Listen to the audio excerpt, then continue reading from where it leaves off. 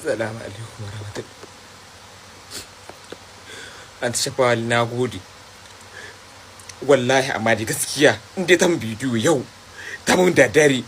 wallahi Allah gobe wallahi na rantsi da girman Allah yana mata wallahi amma wallahi Allah dai na bari.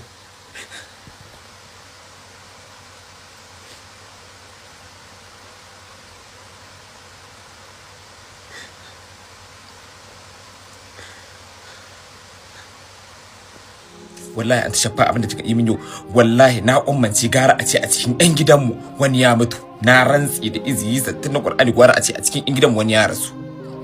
wallahi duk duniya da ma bai wuce mutum ko ku hudu ko ku biyar za ku iya magana an haƙura